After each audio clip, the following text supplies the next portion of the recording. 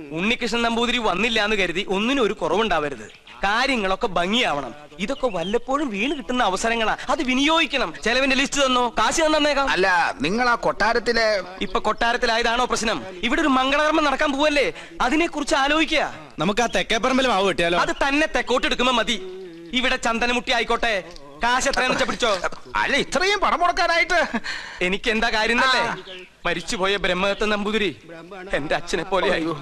അദ്ദേഹത്തിന്റെ അമ്മ എന്ന് പറഞ്ഞാൽ എനിക്ക് എന്റെ അമ്മയെ പോലെയാണ്. അയ്യോ, അദ്ദേഹത്തിന്റെ അമ്മയല്ല, അമ്മായിയമ്മയാ മരിച്ചത്. അമ്മയായാലും അമ്മായിയമ്മയായാലും അമ്മയല്ലേ? അയ്യോ, താൻ എന്നെ പഠിപ്പിക്കാൻ വരരുത്. താൻ ഇവിടെ നിൽക്കുക, ചെതക്കുള്ള ഏർപ്പാട് ചെയ്യണോ? അത് ഉണ്ണി വന്നിട്ട് അവൻ വരാൻ നോക്കിയിരുന്ന വയസ്സായിട്ട് മരിച്ച മുത്തശ്ശിക്ക് ഇനിയും പ്രായം കൂടും. ആ ഉണ്ണി എത്തി. എവിടെ? ആ കണ്ടില്ലേ? അയ്യോ അയ്യോ അയ്യോ, എന്റെ അമ്മ. ഇതാ ഇവിടുത്തെ ഉണ്ണി. അതെ, അതാണ് ഇവിടുത്തെ ഉണ്ണികൃഷ്ണൻ നമ്പൂതിരി. ഭഗവാനെ, കൊള്ളി വെക്കാൻ ആളെത്തിയല്ലോ. അമ്മ മരിച്ചതിന്റെ ഷോക്ക, അതിന്റെ സമനില തെറ്റിന്നാ തോന്നണേ. അതല്ല ചേട്ടാ, ഇത് തന്നെ ഇവിടുത്തെ ഉണ്ണി, ബ്രഹ്മദത്ത നമ്പൂതിരിയുടെ മകൻ.